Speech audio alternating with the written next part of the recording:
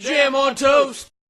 Alright, John, I guess I should address you first since no one loves you. Any type of administrative documentation. 99 out of 100 times, the better, more efficient, and successful way to transfer information is going to be by some sort of computer. Now, I can understand how you're old and maybe opposed to this. That social interaction you now kind of have to earn. Now, there's nothing saying that you can't go up there and just talk to the manager. That's kind of the secret. Someone who shows up at the physical location is a lot more likely to get the job. So you're right, but no one wants to get handed a stack of papers anymore. Regardless, you're still gonna have to look good enough on paper. I gotta be honest, at work I got a little distracted. I looked down my mouse and decided I didn't like him very much. I kinda missed my mouse at home. Remembered I had a mouse I favored before that one. I still miss that mouse, but these are good too. And then I really thought about it. I don't like any mice. I miss my pen. Why can't I use a pen to direct my computer? I've been looking at tablets for a long time, and I love the concept. Whether it's tablet PC or a graphics tablet. But it's not quite what I want to do. All I want is a small wireless device shaped like a pen that does everything a mouse does. The concept itself doesn't seem that hard. Of course, one of my friends who's more tech savvy than me immediately had a counter about it, and I had to explain exactly what I was looking for, and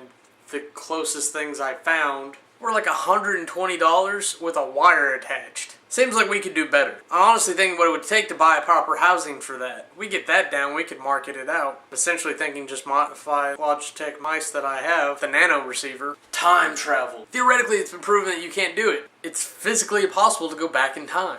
I've kind of explained my idea of time being measured in entropy before. I'll go ahead and link over here in case you missed it.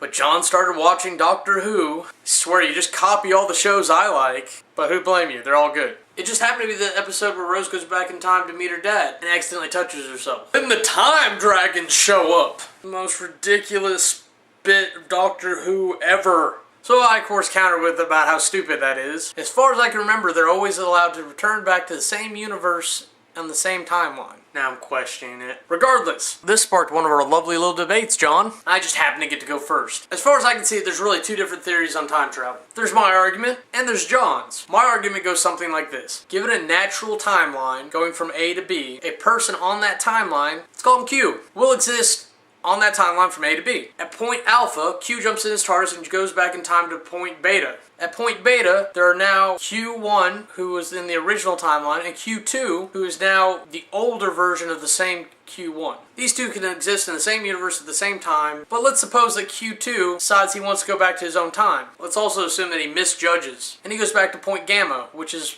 sometime just before point alpha. Once again, we have Q1 and Q2 living in the same universe at the same time. But this time, Q2 is there to watch Q1 jump in the TARDIS at point alpha and go back to point beta. Q2 is then free to continue on in life as he wants. Now, here's where we stipulate the arguments. My argument states explicitly that it will always be Q1 that gets in the TARDIS and goes back in time because it had already happened. It's very fatalistic. Everything is because that's how it was. So when you go back in time, all your actions are predetermined because you couldn't possibly be there to make them if you hadn't already made them before you left. John's a fan of being able to go back and alter the timeline. I'm gonna let him get into explaining how all that happens. I'm tired enough as it is, because it's time for me to go. Anyways, thanks for the jam, guys. We'll be your toast.